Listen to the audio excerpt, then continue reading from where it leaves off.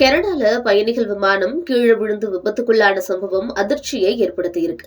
கனடால விபத்துக்குள்ளான விமானத்துல 80 பேர் வரைக்கும் பயணிச்சதா சொல்லப்படுது.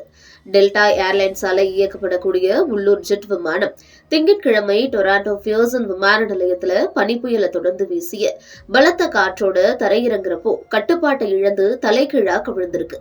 இதுல இருந்த 80 பேர்ல 18 பேர் காயமடைஞ்சதா அதிகாரிகள் தரப்புல சொல்லப்படுது. இந்த விமானத்துல மொத்தமா இருந்த 80 பேர்ல 76 பேர் பயணிகளும் மற்றும் 4 பேர் பணியாளர்கள் இருந்ததாகவும் சொல்லப்படுது. அவங்கள 3 பேர் படுகாயமடைஞ்சதா தகவல் வெளிவந்திருக்கு. காயமடைந்தவர்கள்ல ஒரு குழந்தையும் இருக்கிறதா சொல்லப்படுது. விமானம் மினியோபோலிஸ் செயின்ட் பால் சர்வதேச விமான நிலையத்திலிருந்து புறப்பட்டு தரையிறங்கியதும் ஓடுபாதையிலிருந்து வழிக்கு சென்று விபத்துக்குள்ளானதா தகவல் வெளிவந்திருக்கு. காயமடைந்தவர்கள் மருத்துவமனையில் அனுமதிக்கப்பட்டிருக்க நிலையில மற்றவர்கள் உரிய பரிசோதனைக்கு பிறகு வெளியேற்றப்பட்டிருக்காங்க. விபத்துக்குள்ளான விமானம் அதன் துணை நிறுவனமான என்டவர் ஏர் நிறுவனத்தால இயக்கப்படும் CRJ 900 விமானம்ங்கிறத டெல்டா உறுதிப்படுத்தியிருக்கு.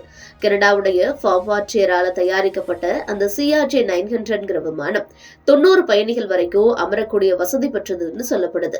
வாஷிங்டன் டிசியுடைய ரீகன் தேசிய விமான நிலையத்துல அமெரிக்கன் ஏர்லைன்ஸ் விமானம் அமெரிக்க ராணுவ பிளாக் ஹாக் ஹெலிகாப்டரோட நடுவான்ல மோதியதுல 2 விமானங்கள்ல இருந்த 68 பேர் உயிரிழந்து 3 வாரங்களுக்குள்ள இந்த சம்பவம் நிகழ்ந்தது பெரும் சோகத்தை ஏற்படுத்தி இருக்கு. விபத்துக்கு பிறகு டெல்டா ஏர்லைன்ஸ் ஒரு அறிக்கையையும் வெளியிட்டிருக்காங்க. அதுல ஆரம்ப கட்ட தகவல் படி எந்த உயிரிழப்பும் இல்லைன்னு 18 பேர் காயமடைஞ்சிருக்கிறதாவும் சொல்லப்படுது. காயமடைந்த அனைவரும் அருகில் இருக்க மருத்துவமனையில் அனுமதிக்கப்பட்டிருக்கிறதாவும் தெரிவிக்கப்பட்டிருக்கு. மேலும் விபத்து குறித்து கனடா மற்றும் அமெரிக்கால விசாரணைகளுக்காக டெல்டா ஏர்லைன்ஸ் ஹெல்ப்லைன் எண்களையும் வெளியிட்டிருக்கு.